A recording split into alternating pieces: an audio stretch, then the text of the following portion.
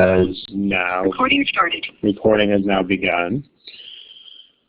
All right, here's today's agenda. Again, as usual, entirely based on student submissions. The quality of the submissions is starting to improve. In the past, I've definitely had to reject the majority of submissions because they didn't conform to our guidelines. But apparently the guidelines we've been putting on here and on the website have had an effect. So these three made it onto the radar for today. Each of these three was actually mentioned multiple times by submitters. So that was part of the reason that we chose these three topics. As usual, we have mentioned this in previous study halls, but we'll take the first 3-4 minutes to just give you guys the usual warnings about what to submit and what not to submit, because some people are still submitting things that we can't use. So here they are. This is just what was on the board last time, but let's just go over this really quickly. The kinds of questions that we don't want questions that are too general. We have sometimes historically had people coming in and posting things like, I want to know how to answer math questions better, which pretty much everything we say about quant ever could fall into that box. So that's not really something we could cover in one study hall. We've had people even say things like, how do I solve verbal problems? I mean, you see where we're going with this. That would be much, much, much too general to even think about. But at the same time, you don't want to be overly specific. We've had some people posting one problem and just saying, why is B incorrect and C correct? That kind of question is why we have forums. We remember that the same sources that you can post here, you can post on the forums, and vice versa. There's 100% overlap. If something is okay to post here, it's okay to post there, and if it is not, it is not. So if you have incredibly specific questions, then those belong in the forums. And then also the other kind of question that's not really appropriate, bear in mind these study halls are attended usually by between 30 and 50 people and are watched as recordings by several hundred people. So what doesn't make sense given that is to submit personal questions such as, this is my profile and here's my GMAT scores and here's where I want to go to school and what do I do. Not appropriate for this type of environment, for a group study hall. So please don't submit those here. Where you would send those, you would send them in the general folder, or if you have questions, you would send them, if you have questions about admissions in particular, you can also send them, you can post those in Ask an Admissions Expert for admission-specific questions. So we have two folders on there for that. We have the general questions folder, which is more like, how do I plan a study plan? Where do I go from here? These are my goal schools. This is the score I want to get, et cetera, et cetera. Ask an admissions counselor is basically just what it sounds like. You want advice on admissions. So those, again, do not belong here. Those belong in the forum. Also, people, sources. Really, guys, this is at this point, this is probably the single biggest issue. We've had people posting problems and not saying where those problems are from. You can't do that. If you're going to post an actual problem with answer choices, you must give us the source. So you cannot submit a problem without telling us where you got it. Okay, if you submit a particular problem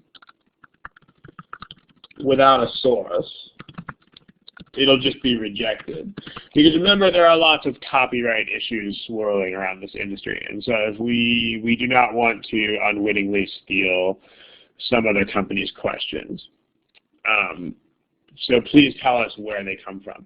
Also, when you submit the source of a problem, The other thing to know here is that other forums, such as GMAT Club or Beat the GMAT or these other sources, these are not acceptable as a source. Because forums are not really the source of the problem. I mean, forums are second stage. Forums are where people post problems that they got from somewhere else. So we need the original source of the problem. We can't take other forums as sources. So we need the original source of the problem, where, like, the people who actually wrote it.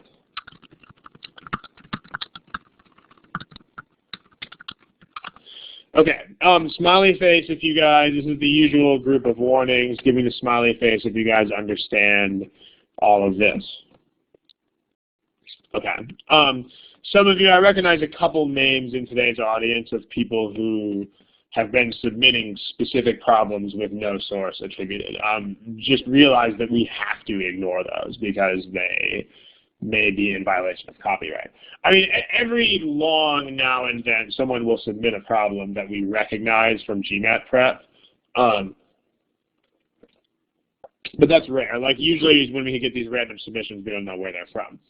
Also, the other thing that's worth saying is that even if the source is Manhattan GMAT, you still have to tell us that, because we as instructors have not memorized the entire catalog of our own problems. I mean, there are several hundred Manhattan GMAT problems out there. In fact, I think if you count Quant and Verbal, it's over 1,000. So even if we are the source of the problem, you guys must still tell us that. Because, yeah. Okay, let's go on to the actual material of the study hall. So the first topic for today is going to be determining content of prime boxes. As a brief warning to start, I'm reluctant to talk about such concepts as difficulty or whether something is harder than something else, because that's generally an experience that varies greatly from person to person. In other words, the problems that one person thinks are hard, another person will think are less hard, and vice versa. But generally, empirically, with my own private students especially, for some reason we tend to find that primes and divisibility is very hard for people. Even with a great deal of studying, a lot of people have a hard time improving this particular area. So the reason I'm telling you this right now is that some of the stuff we're about to do may be quite difficult for a lot of people here. But we'll start from relative basics. We will assume that you understand what a prime factorization is and how it works. If any of you are not our students, I'll give you a quick 30-second rundown of what a prime box is. So a prime box is our tool. It's our tool for depicting the content of a number's prime factorization. Right, for instance, the number 30, if you factor 30 into primes, I mean, you can start out by factoring 30 into 3 and 10. 3 is prime, but 10 is not, so you can continue to factor. 10 gives you 5 and 2. So the prime factorization of 30 is 3 times 5 times 2. Okay. What we do is we have this tool called a prime box, which takes this information and puts it into a pictorial form in which we write the original number 30 over the top of the box. And then in the box, we put the prime factorization of the number. Now, at this point, you may be asking yourself, why would we bother? Because if you look at what we have here, it's pretty clear that you can do this without the prime box. I mean, in this type of situation, this factor tree is plenty good enough. Does anybody know, in the text box you can type, does anybody know why the prime box is so useful? As a hint, it has to do with the fact that most of the things we talk about in these problems are not hard numbers like 30. Usually when we discuss divisibility, we're talking about divisibility of what types of things. A couple of you are typing. See what you have to say. Okay, primes are building blocks of numbers, that's the fact, yeah. So it's basically together what you guys are saying. We are talking about variables here. So if you have an unknown, then you're not going to be able to make a factor 3 out of an unknown because you don't know where to start the tree. So if I tell you something like n is divisible by 30, the prime box becomes a much more useful deal here. I mean, you can still draw an attempted factor tree. Like you can draw the factor tree where you would put a 30 here and then an I don't know what over here. And then we know from before that 30 works out to be 3 times 5 times 2. But our students find consistently that it's much more helpful if we use a box in this type of situation. So we would say n is divisible by 30. This time we know that there are prime factors of 3, 5, and 2. But this time there may also be other factors. So we put a question mark like that to indicate, because divisibility just means that these prime factors are contained in the factorization. They are in the box. But they are not necessarily the only things in the box.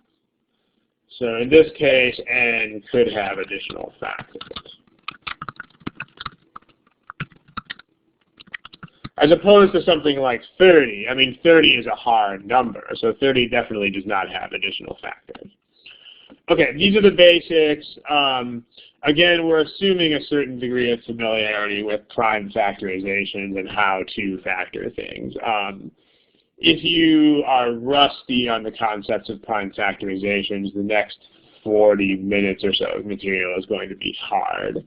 But try to follow as best you can. Smiley face if this stuff up here makes sense to you. Okay, good stuff. So what we're going to look at, and then we're going to have a bunch of data sufficiency style exercises. We're going to look at the impact of these different kinds of statements on the prime box. So let's start out with a generalization. The generalization is this.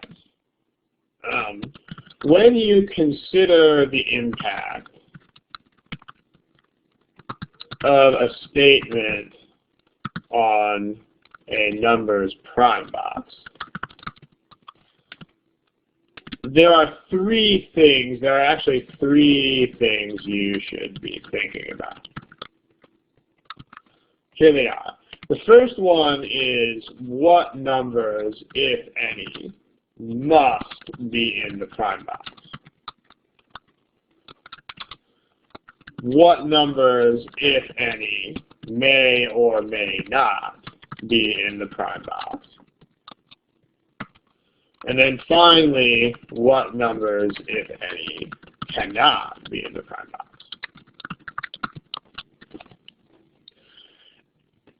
Some statements are a lot more packed with information than others. So you may get a statement which, believe it or not, will actually supply answers to all three of these questions. But what we're going to do is take the foregoing statements and examine them one by one in regard to these three questions. But this is a nice takeaway for all of you. When you review your knowledge of prime boxes and divisibility and so forth, you should consider all three of these issues. Some of them may be answered, some of them may not. So here's an example. Let's take this first example. Divisibility statements. Let's take it over here. New screen.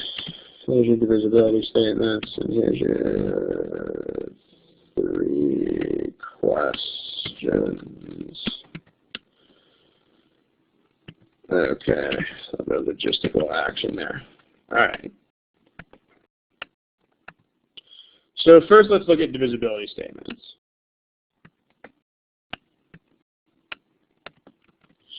Put these questions on each of those, and then we'll check it out. All right. So let's answer these questions in the text box. If I say n is divisible by 12 and n is divisible by 20, and as we go through this, we're also going to hit another hot topic here, which is how to combine statements like this. So let's take a look. If n is divisible by 12, then someone tell me in the text box what has to be in n.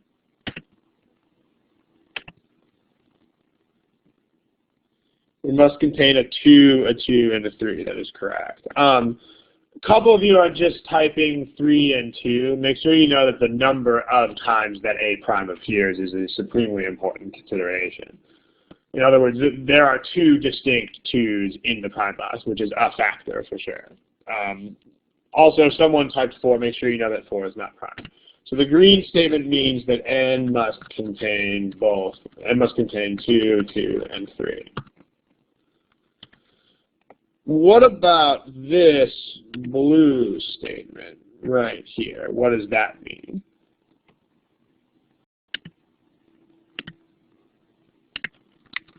Okay. Now, here's the kicker. It's a 2, 2, and a 5. That's 20 broken down into primes.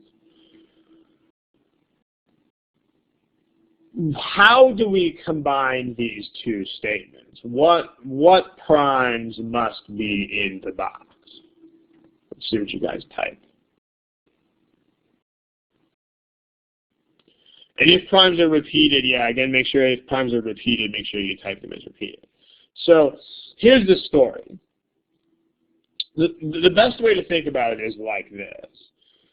Let's say that someone's running away from the scene of a crime, and you have 2 eyewitnesses that watch this person run away from the scene. The first eyewitness says, I saw the person carrying 2 boxes and a can. The next eyewitness says, I saw 2 boxes and a bag. So we don't know that the person was carrying 4 boxes. I mean, these 2 eyewitnesses could well have seen the same 2 boxes. So a box, can, box, bag.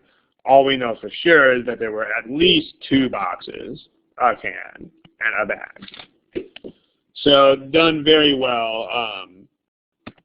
Person who wrote, I think, all the 2's, give me a smiley face if it makes sense now why it's not all the 2's. Just as your 2 eyewitnesses might have seen the same boxes, these might be the same 2's. So like, if you have separate observations,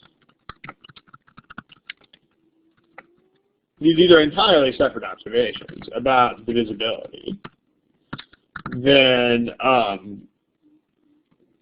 you must allow for the possible overlap between the observations. Okay, when you do so, you get the LCM, which is the least common multiple of the 2 numbers. For instance, this is just 2, 2, 3, and 5. This product is 60 if you multiply this out. That's the least common multiple of 12 and 20. You don't have to have more primes than that. Another way you can figure this out is just to start grinding out lists of numbers, which is something we'll see later. What numbers may or may not be in the prime box? Anybody in the text box? Please indicate.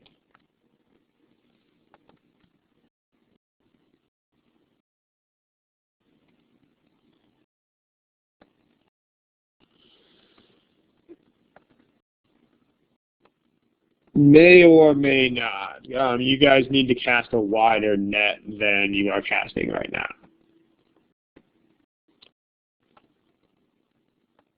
You create the remaining 2s and so on. The answer to this question is absolutely anything else.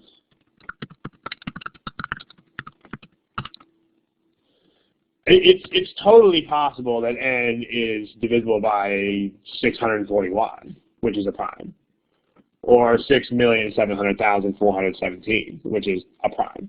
It's totally possible.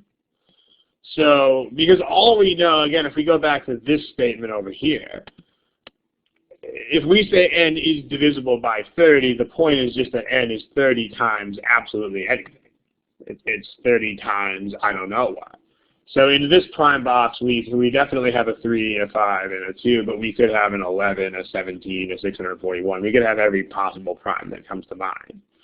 So smiley face icon, if this makes sense to you guys. If n is divisible by 30, n could well contain anything, pretty much. Okay, there was one non-smiley face. We had about 20 smiley faces, so we're going to move on. If you were the unsmiley person, go ahead and try to post your question in the text box, and I'll try to nail it. Okay, so what numbers cannot be in the prime box? There are no numbers are disallowed. So the best way to draw this prime box in this situation is to say that n definitely has a 2, a 2, a 3, a 5, and then we don't know what. Okay, let's take a look at another statement. N is not divisible by 12. Okay, when you take a look at this, note that 12 is 2 times 2 times 3.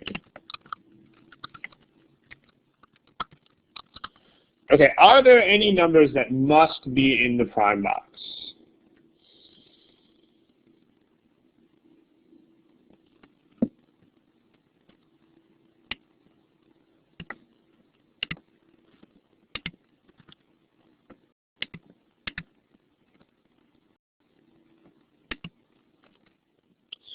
Okay, there are none, because all we know is that n is not divisible by 12. We're not told that n is divisible by anything. There's a person who posted a question in the text box about 30 seconds ago about the overlapping 2's. Whoever posted that question, I think, is fundamentally misunderstanding what is going on up here. Because the question said is because one number can be divisible by 20 and not 12. These are not 2 numbers. This is the same number both times, which is in fact, well, that was an accident. This is the same number both times. This is n and this is also n. We're making observations about the same number twice. So it's not 2 separate numbers. Maybe check those notes again real quick and type a question if you get that. Okay, in this prime box, there are not necessarily, I mean, this n might not have any prime factors at all. I mean, it's totally possible that n could just be 1. So, none. Note that it's possible that, say, n equals 1, which doesn't have any prime factors.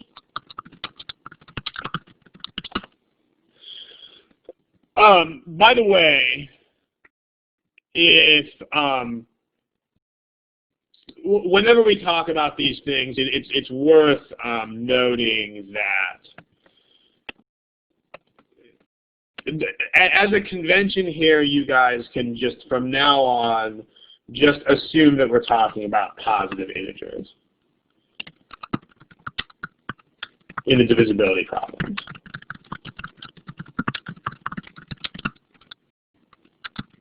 Okay.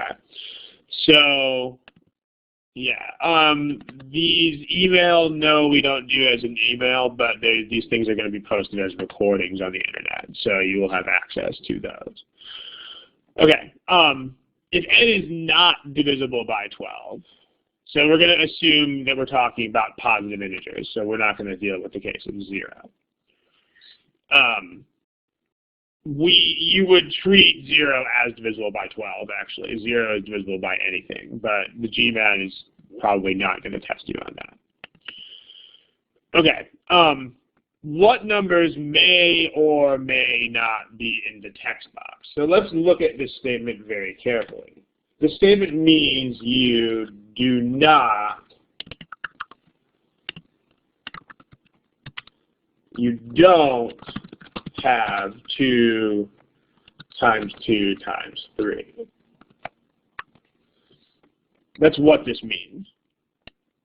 So in this case, you can't really answer questions 2 and 3 separately because now they depend on each other.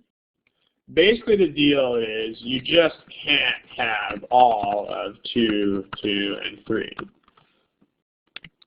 Therefore, if you have 2 2's, then you can't have a 3. And if you have a 3, then you can't have 2 2's. So notice there are a lot more possibilities than you might think here. For instance, it's totally possible for you to have like 10,000 3's here, as long as you don't also have 2 2's. So for instance,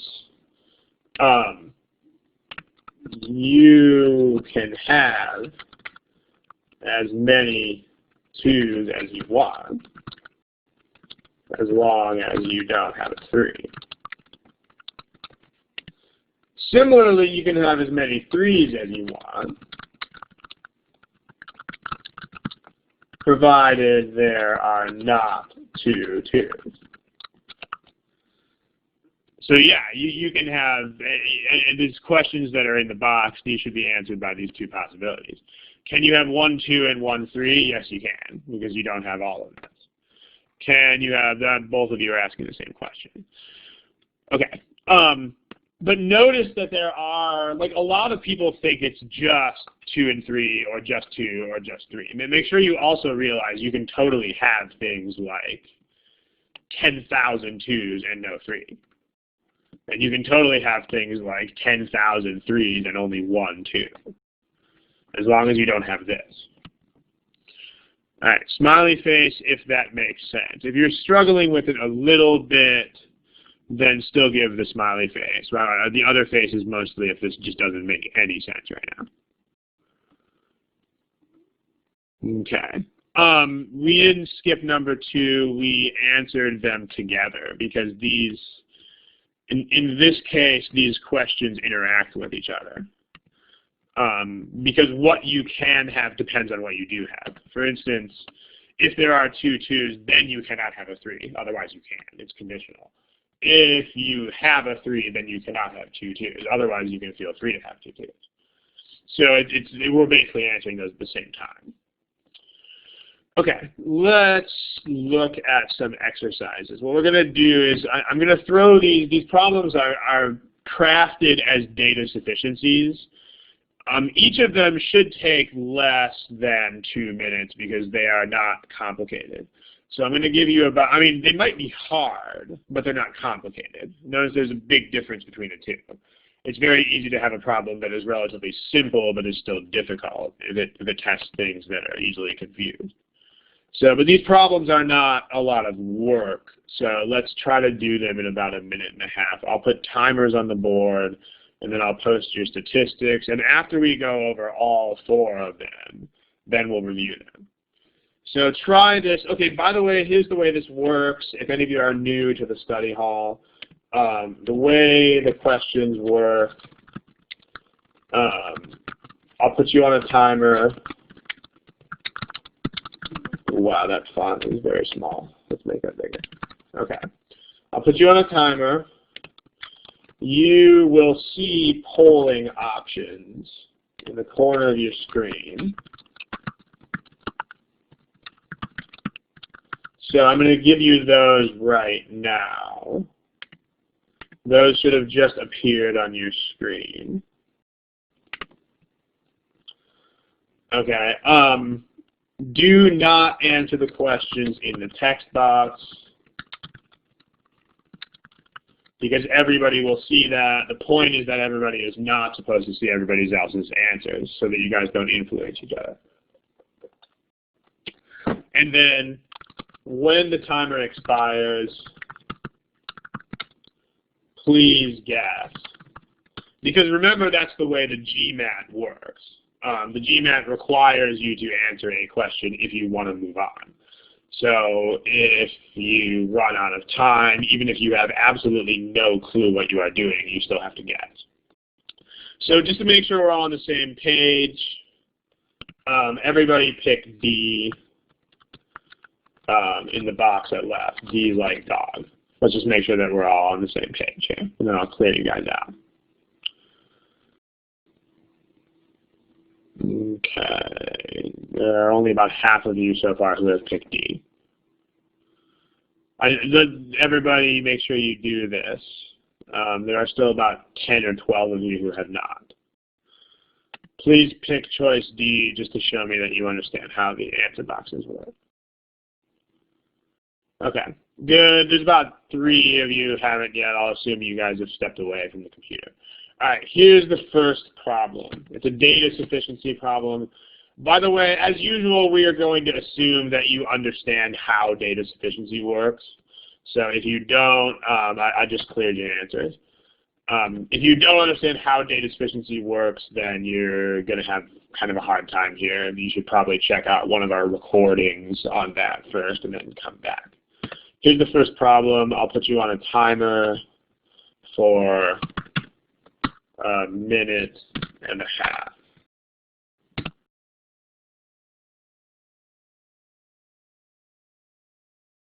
Okay, if you have not picked an answer, please pick an answer. There are a number of you, most of you seem to be in the middle of the alphabet, who have not yet picked an answer, so please pick one. 5 seconds, I'll go ahead and publish the results to the board. And 4, 3, 2, 1. Okay, here we go. So split decision mostly between C and E on this one. Now, we're going to come back to this in a second, but what I want to do is I want to address the idea of a product, because a product is not the same thing as what we've been doing. Like, I kind of wanted to get an idea of how good you were with this concept at first before I gave it to you. But let's take a look at products. So here you go. And we'll come back to this question in a second. So if n is divisible by 12 and m is divisible by 20, then what are the known prime factors of mn? Now notice this is different. Okay, now we're actually talking about 2 different numbers. Very important.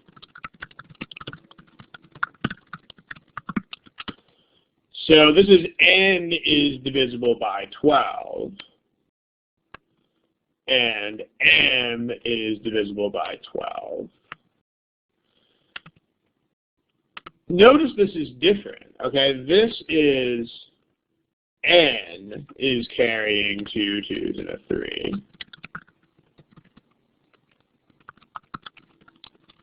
And this is m is carrying 2 2s and a 5. So back to our analogy with the 2 eyewitnesses type situation. This is like one eyewitness saying the first suspect was carrying a box, and a can. And the second suspect was, and other eyewitness said the second suspect was carrying a box, and a bag. In that case, we have 2 different people who are carrying these items. We have N carrying these items, and we have M carrying those items. So when you multiply these 2 numbers together, you really do just throw everything in their prime boxes together. So if you multiply 2 different numbers, then you actually do throw everything in their prime boxes together. So in the prime box of Mn, you've got everything you've got in M, and you've got everything you've got in N, and it all goes over. So Mn must contain all of those things.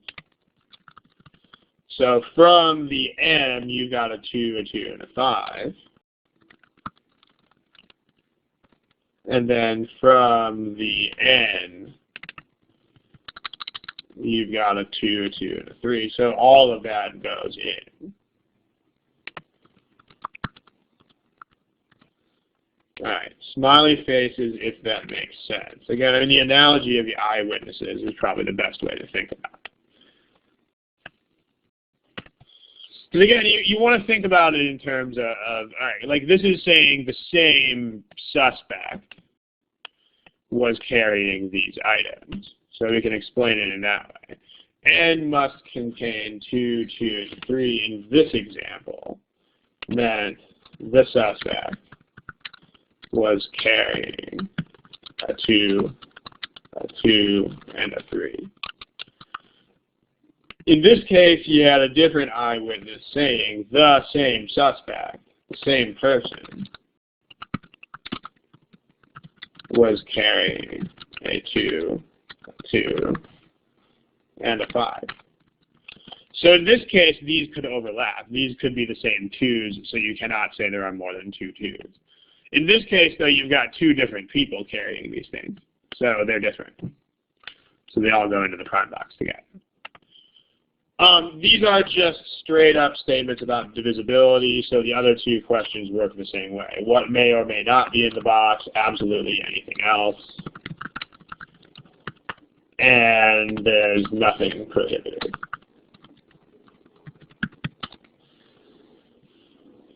So, given this, let's take a look. The problem here is the following. Let's go ahead and discuss this on the next page. Statement 1, okay, statement 2 is definitely not sufficient because it doesn't tell you anything about M.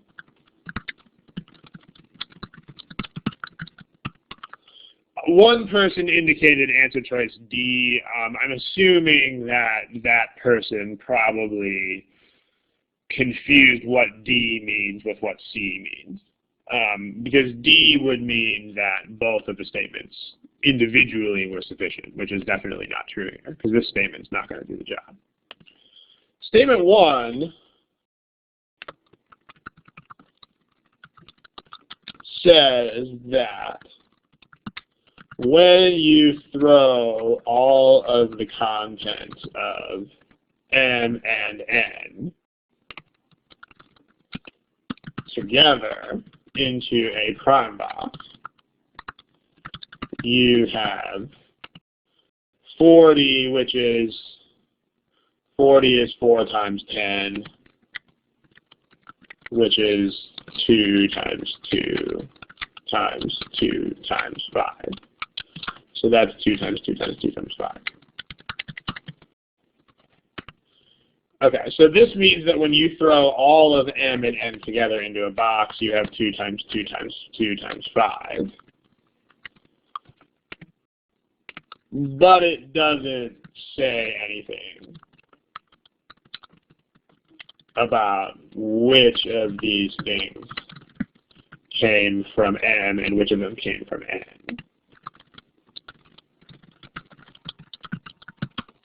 Okay, so if we go back to our example of the product over here, the product prime box is formed from these two guys.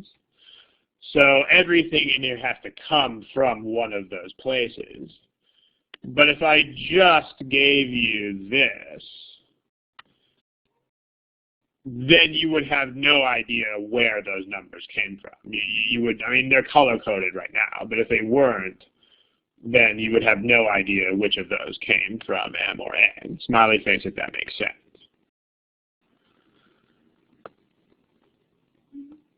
Okay, like if I just told you this, it's very possible that M could contain all of these numbers and that N has nothing. I mean, N could be 1, or N could just be some random number. So, keeping that in mind, statement 1 is not sufficient, but if we have them together, let's take a look at them together. So, we know that M and N thrown together. This is where the prime box issue makes itself really useful, because doing this with a tree diagram is pretty much impossible. So M and N thrown together contains at least a 2, a 2, a 2, and a 5. And then we don't know. Notice that we know this has to come from M and from N. So this is M, this is N, and these are the two things that are making up that. So we know that N is divisible by 5, because that's given. And there are question marks here, and there are question marks here. The deal is that we've got to get these 3 2's from somewhere, but we don't know where they are. I mean, we need, these are what's missing. So those 3 2's have to come from somewhere, but we don't know where they come from. So the 3 2's are somehow distributed between these guys, but we don't know how.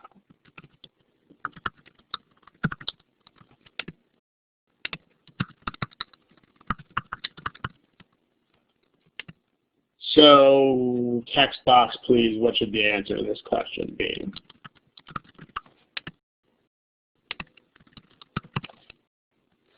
It should be E like elephant. So people who picked E, you guys are the winner. All right, let me make that a highlight color box. Good stuff. Okay, by the way, this is where I want to tell you guys about a backup method. First, I want to point out that what I pointed out at the beginning of this study hall, which is that these things are hard. Okay. Therefore, since they're hard, it's nice to have a backup method. Here's what that is. Basically, if you aren't understanding how the prime boxes work, then just forget about the prime boxes and just start trying to find numbers, like regular numbers, like specific numbers that can answer the problem. Okay, for instance, let's say you've got, we need to do a little bit of moving things here. Okay, let's say you're looking at this problem. If you look at these two things together, I mean, okay, statement 2 is definitely not sufficient, so let's get rid of that. Let's try statement 1. In statement 1, the deal is MN is divisible by 40. When you investigate a data sufficiency problem, you should try to prove that the statements are insufficient. See if you can get two different answers. So when you do this,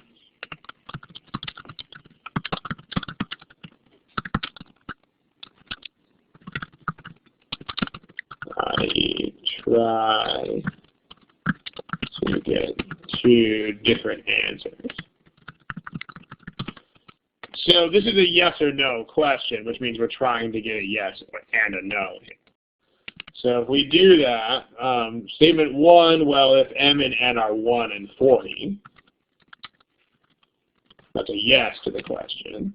Or that's a no to the question.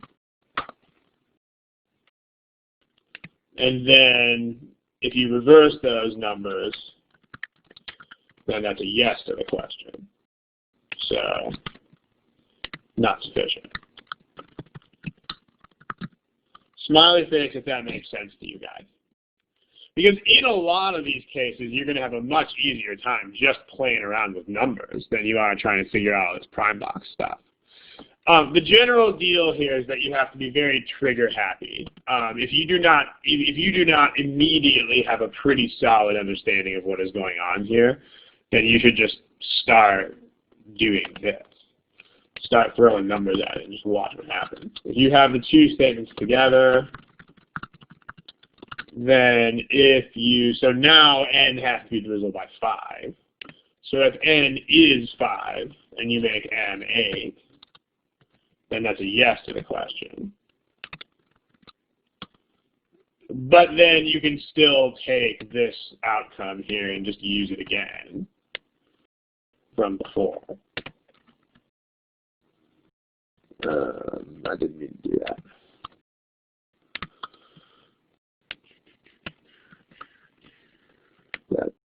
Pardon me. Okay. There.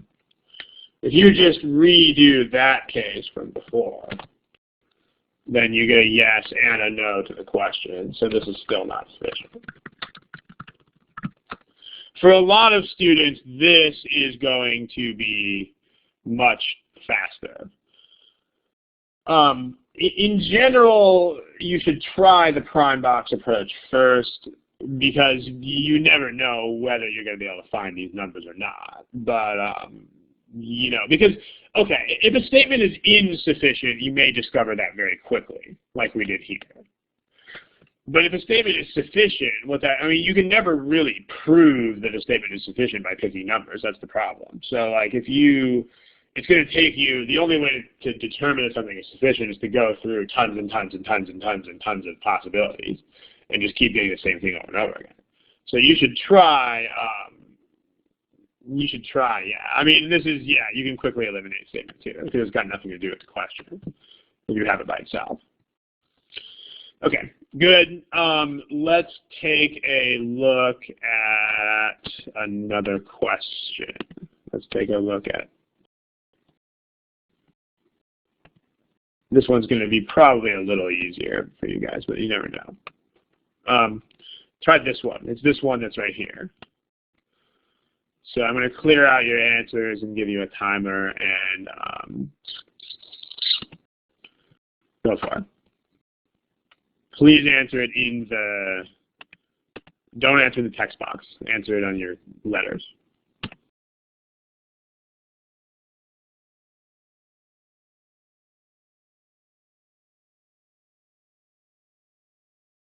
Okay, please pick an answer.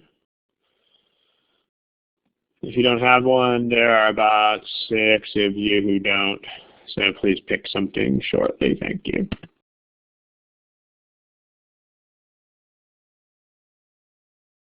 Okay, here are your statistics.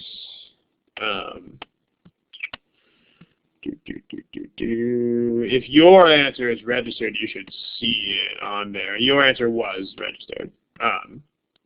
The person who posted that question. I can see your answer.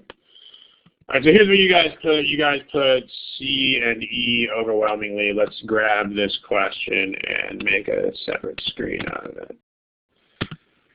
So here we go. All right. So let's take a look. Well, this is the same number n. So 40, here's the prime box method.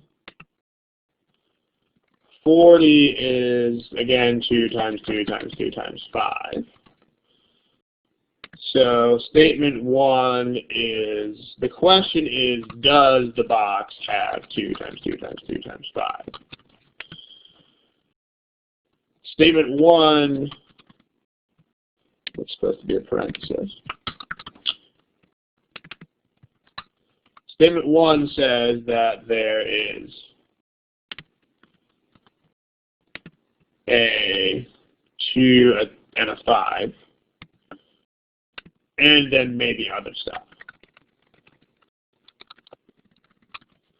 So there may be a 2, a 2, a 2, and a 5. So that's insufficient. Statement 2 is the same sort of deal. This is n. N contains a 2 and a 2. And then we don't know what else. So this may or may not contain 2, 2, 2, and 5. So that's insufficient. Looks like you guys realize this because none of you picked A or B. But if you pick these together,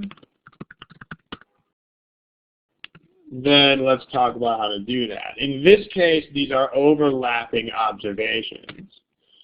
Okay, so eyewitness number 1 says n is carrying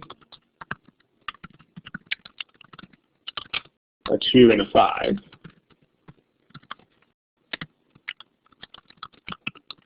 Eyewitness number 2 says n is carrying a 2 2s. So how many, go ahead and say in the text box, how many 2s does n have to be carrying?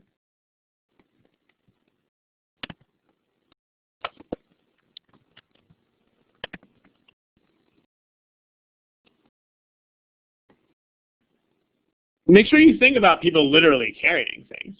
I mean, assuming these eyewitnesses are not lying or they didn't see illusions. I mean, if eyewitness 1 saw 1 bag in the guy's hand, and eyewitness 2 saw 2 bags, we know there are 2 bags. But we don't know there are 3. But the presence of these 2 bags is not an illusion. There are definitely 2 bags. So, but just 2, not necessarily 3. So we know that there are just 2 bags, 2 2s. And then the 5 is there because one of the eyewitnesses saw that too. But that's it. So, still don't know.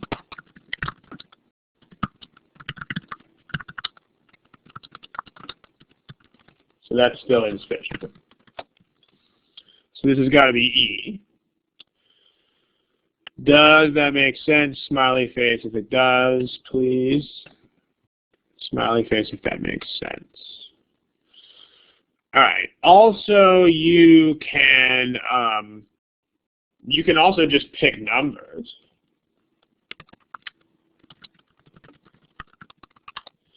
If you just pick numbers like statement 1, if you just pick 10, then that's a no. But if you pick 40, that's a yes, so that's insufficient. Statement 2 is 4 would give you a no, but if you pick 40 itself, you get a yes. So that's insufficient. If you have them together, you just need a number that is divisible by 4 and also by 10. So the first number that does that is 20, so that's a no. The next number that does is 40, that's a yes. So still insufficient, that's E. Notice that these numbers should not be very hard to find. Like if I just randomly asked you for a number that 10 and 4 both go into, you should be able to give me 20. Whether or not you understand the theory of the least common multiple, you should still be able to spit those numbers at me. So if you guys are too hung up on the prime boxes, those of you who picked C, make sure you are investigating this avenue of investigation. Okay, let's look at another one. Let's take a look at this one right here. In fact, let's look at 2 of them. Okay, try this one. We're going to do them one at a time. I'm going to clear your answers. Try this one. Nicole, for it to be sufficient, technically you need an infinite number of yeses or nos. So sufficient would be you just keep getting yeses until you are convinced that that is all you will get. Because if you get 19 yeses followed by a no, that's still insufficient. So that's the one thing that's rough about number picking is that you can never be quite sure of sufficient. Insufficient you can be sure. Sufficient, not so much. Okay, try this. I'll give you about a minute 10 or something. So we're going to go at it for a little bit. Okay, go for it.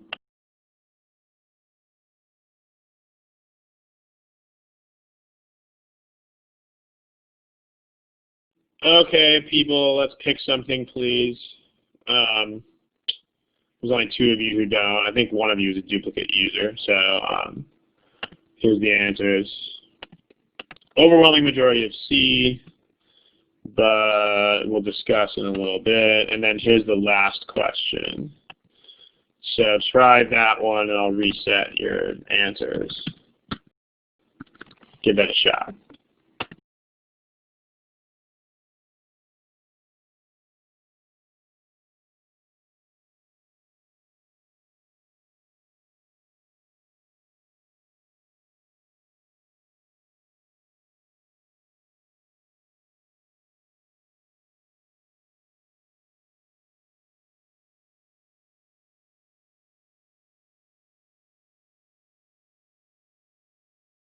Thank you guys, appreciate it. I was off the mic. Okay.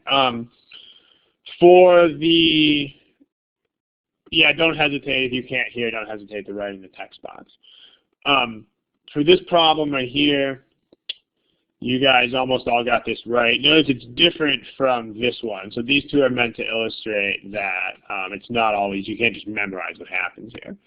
So in this case, here's your stats. And you guys are absolutely right. Still 40 is 2225. This is a 222, we don't know. This is a 5, we don't know. Together though, this time there's no overlap. There's nobody carrying more the same thing here. So if one eyewitness saw 3 2s and another eyewitness saw a 5, then we know we have this stuff. So this is sufficient in this case. This is C. If you're going to pick numbers for this sort of possibility, then statement 1 would be something like, well, if n is 8, then that's a no. If it's 40, that's a yes, so that's insufficient. Statement 2 would be something like, if it is 5, that's a no. If it's actually 40, that's a yes, so that's insufficient. It does, yeah. I mean, but notice that all of these paths are paths to the solution. So, I mean, shortcuts, a comment here, by the way, guys, about shortcuts. do not try to use shortcuts unless you already 100% understand all of the theory. Because otherwise, because remember, this test is all about trying to knock people in the head who try to use shortcuts. So shortcuts are not a good idea if any of you are shaky on the theory. You've got to first try to understand what actually happened in the problem. If you have these together, the first number that does both of these is 40. The next one is 80. The next one is 120, etc. Now the deal is this is still not 100% proof, but there's a clear pattern here. So you can pick sufficient. I mean, keep in mind that whenever you pick sufficient based on picking numbers, you can never be 100% sure. But in this case, we've got a clear pattern. All right, smiley face if this makes sense.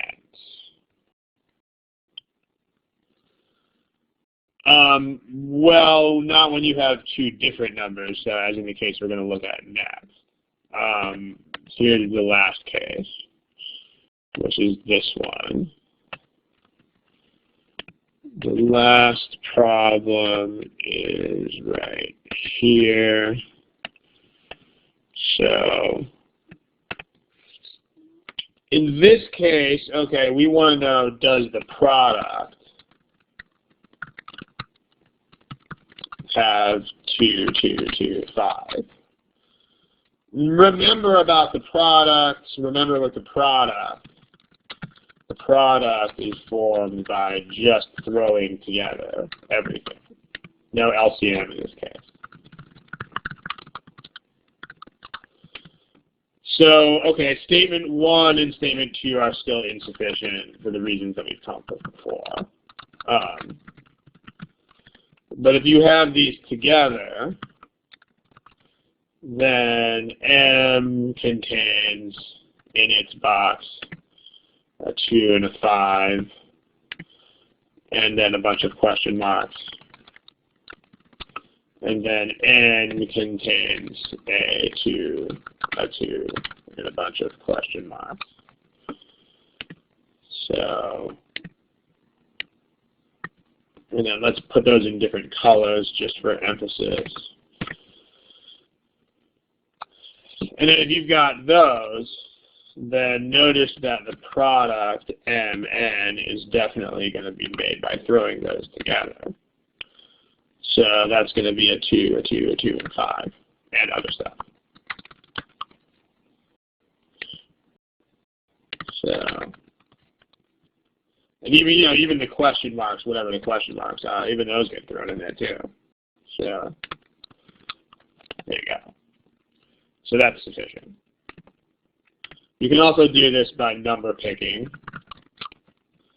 If you want to look at that real quick.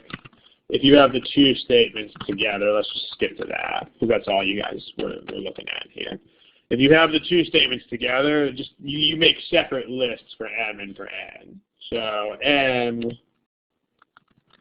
could be and N could be. Okay, M could be 10, 20, 30, 40, and so on. And N could be 4, 8, 12, 16, and so on. If you try products,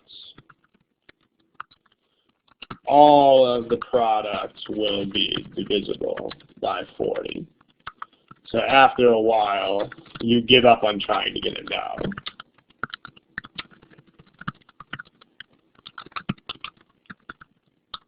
I mean, you just try all the different possibilities. 10 times 4, okay, yeah, it's divisible by 40. 10 times 8, yeah. 10 times 12, yeah. 10 times 16, yeah. Okay, 20 times 4, yeah. 20 times 8. And so on. You're going to find that everything you try winds up being divisible by 40.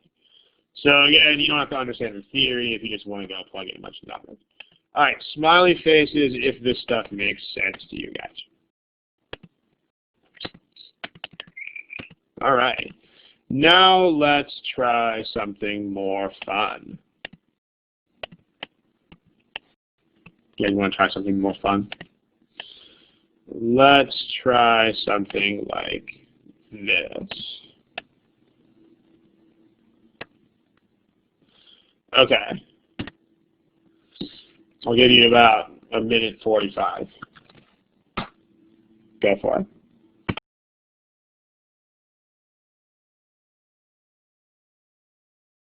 Okay, please pick some answers to this. This looks pretty good, actually. Take about another 10 seconds, please.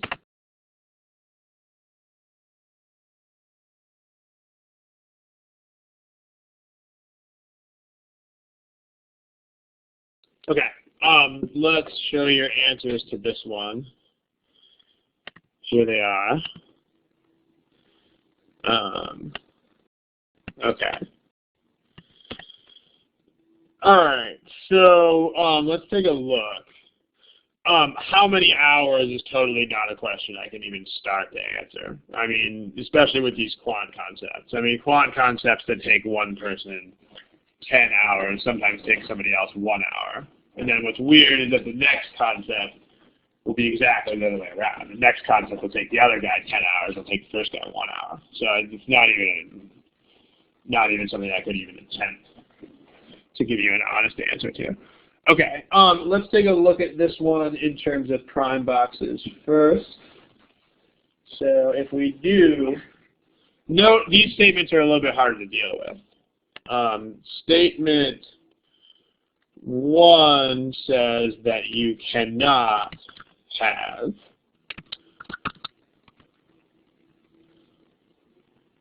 hold on a second. Okay, let's put this on another sheet.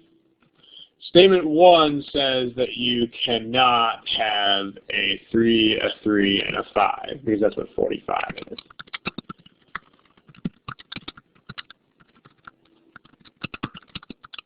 Okay, on the other, so what this means is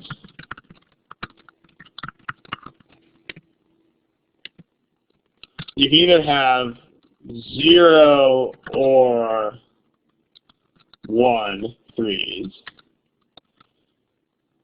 plus any number of 5s plus anything else. Or you can have any number of 3s plus no 5s plus anything else. Because the deal is just you can't have both of these, but you can totally have one of them. You can have any 3s you want as long as you don't have the 5, and you can have all the 5s you want as long as you don't have both of the 3s. You just can't have the total combination of all of this. So 27 is 3 times 3 times 3. So this, if you have this sort of situation, this would be a definite no to that. But this could go either way. So this is insufficient. Smiley face if that makes sense.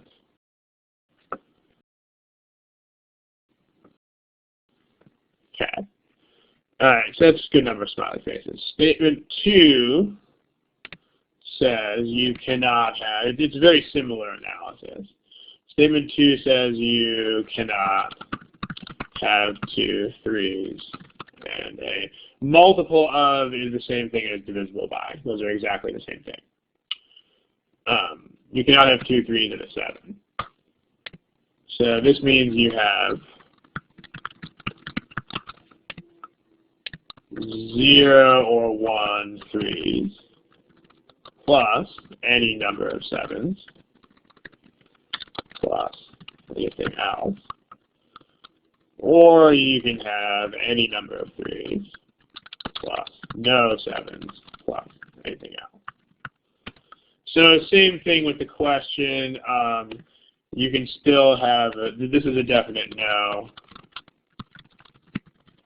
but this is either yes or no. And if you have the statements together, we need conditions that satisfy both of these. So you can, like, we need some sort of condition that does both of these guys. So if you have 0 or 1 3, then notice you are allowed to have any number of 5s you want, and you are allowed to have any number of 7s you want.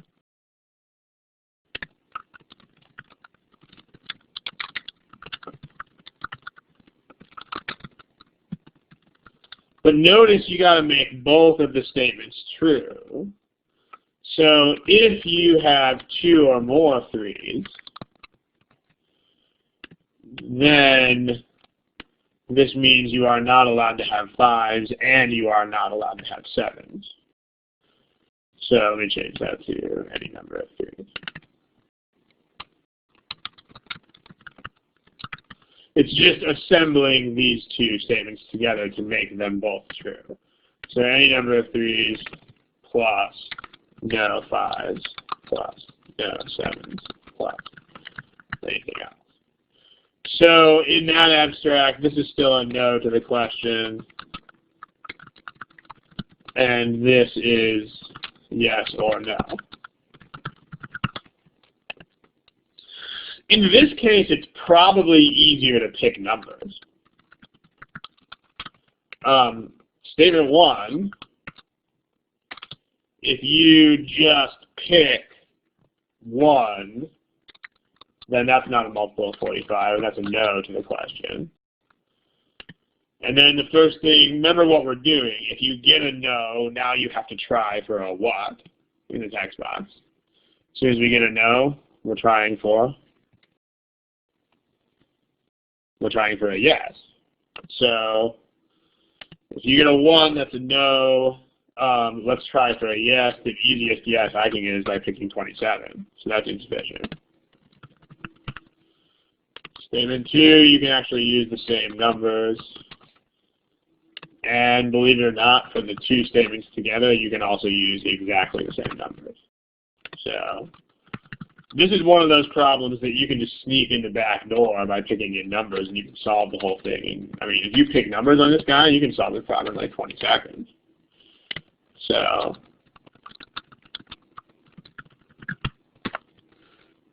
there. Okay. You can't really do any less analysis than this, unfortunately.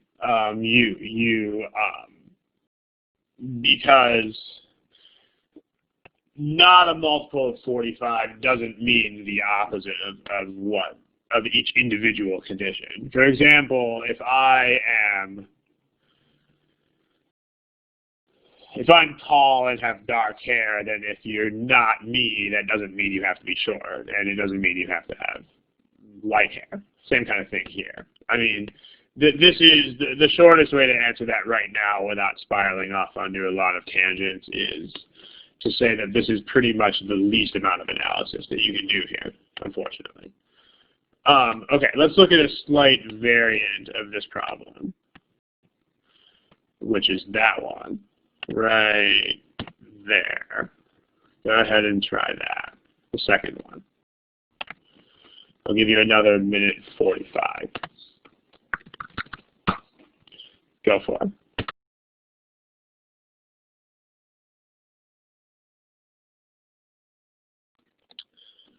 Okay, go ahead and pick an answer, please. If you have to guess, then guess.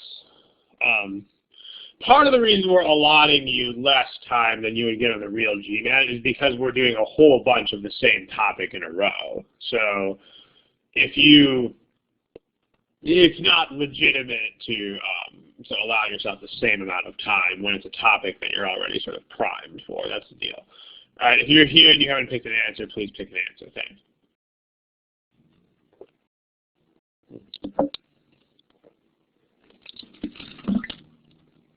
Okay, I'll give you about 3 more seconds to select your answer, and then we will go. 2, 1, there it is. Okay, so this one's a little bit more interesting. We were actually evenly split between C and E. So let's take a look. Here's a page for this problem. All right, is L divisible by 27? So we can import the analysis of statement 1 from the other problem. So let's do that. And then we can also import the meaning of the question. Okay, so statement 1 is still insufficient. One person put D. I don't know if that person just arrived, but we just saw the same question and the same statement in the last problem, and it was insufficient. So if you picked D, then that means you thought it was sufficient this time.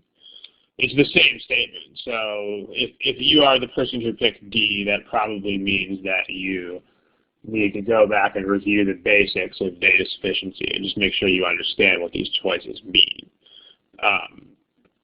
But yeah, okay, statement 2. Let's import the number picking method for statement 1 from this problem. So all of that is still the same. That was interesting. Okay, this, and all right. Let's look at statement 2. Statement 2 says that L contains at least 1, 2, and 1, 5. So this is, if you want to draw a prime box for this, then this is 2, 5, and then question marks. So this may, I mean, those question marks could totally have a bunch of 3s in there. So we don't know. So that's not sufficient either. If you want to pick numbers for that statement, you can pick 10 itself. That's a no. How would you get a yes? Who can give me a number that's divisible by 10 and 27? Yeah, 270. So you can just come up with that number. So insufficient. And then if you combine these statements together, then let's note what happens. Let's note what is still possible here.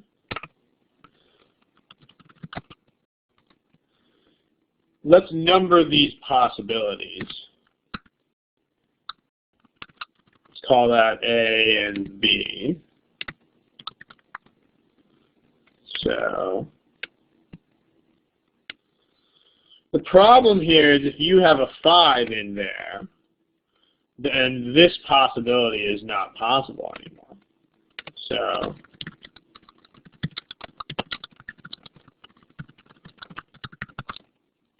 because there is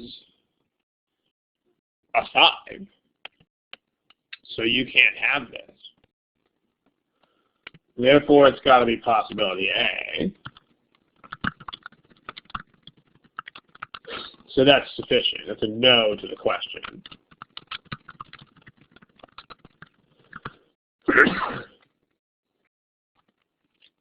So if you look at, or you can look at it as a prime box. So let's do that. We know we've got this prime box right here that has a 2, a 5, and a bunch of question marks.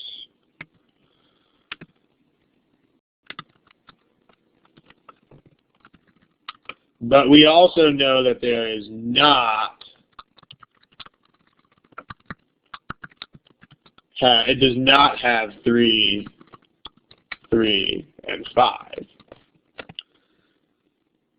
Well, we have the 5.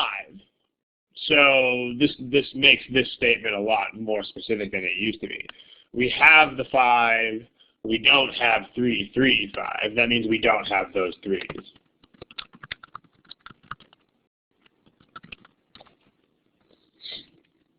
So we either have 1, 3, or we have no 3s. So the answer to this is a no to the question. All right, smiley face if that makes sense.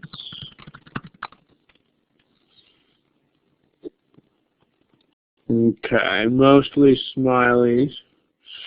Thank you, I appreciate it. If you pick numbers here, then let's see how to do that. If you have the two statements together, probably the best way to do this, because there are lots and lots of numbers that are not multiples of 45. So take the multiples of 10 and cross out the multiples of 45. So if you do a number picking method, you should have time to do this sort of approach. I mean, it's not something that's going to happen. I mean, again, you guys, you cannot leave number picking for dead last. Like, you have to decide that you're going to do this pretty early, because in the case of statements like this, I can't type numbers today. In the case of statements like this, you're going to find that you have to try these earlier than you think, because you're going to have to generate lists of numbers. This is the downside, because those two are very hard to combine when you do number picking. So we just have to settle for looking at a bunch of numbers.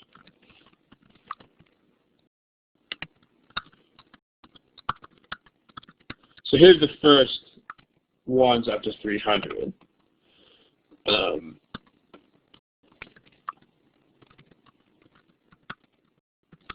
And then the ones we don't want, the ones that are multiples of 45. So 90 is out, and 180 is out, and 270 is out. We're going to keep crossing out 360, 450, and so on. We're going to cross out all the yeses.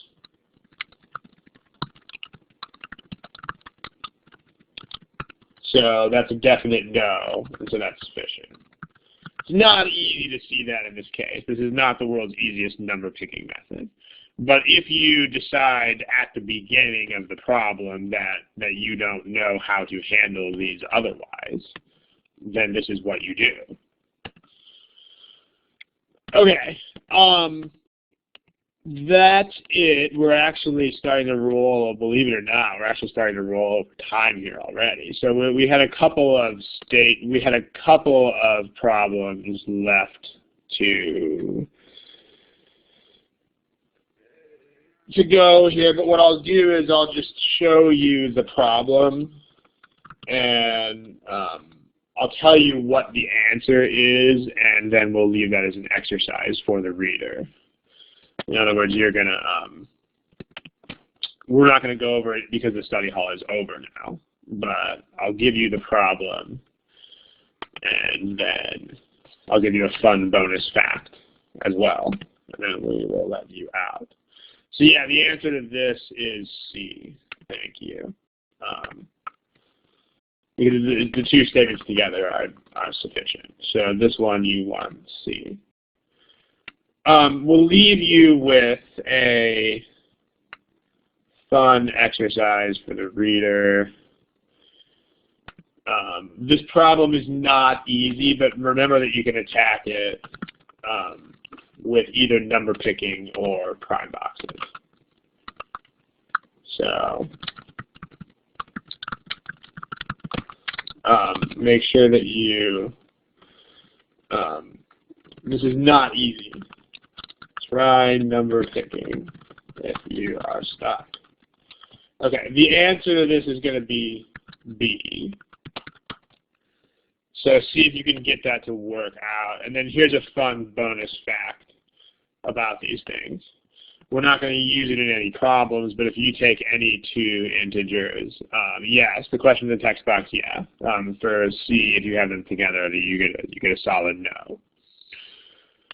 Okay, if you take two numbers and you multiply their GCF by their LCM, you actually get the same as if you just multiply the two numbers together. This is kind of a cool fact. The chance that you will get to use this fact is pretty close to nil, but if you get to use this fact, it may take like an entire problem and let you solve it immediately. So it's kind of neat. It's one of those kind of long shot facts. But okay, so thank you for attending, and these two topics that we indicated here at the very beginning will be put over to future study halls. So let's mark that for future study halls. There it is. These things we are going to cover in future study halls. Okay. Let's kill the recording. The recording is now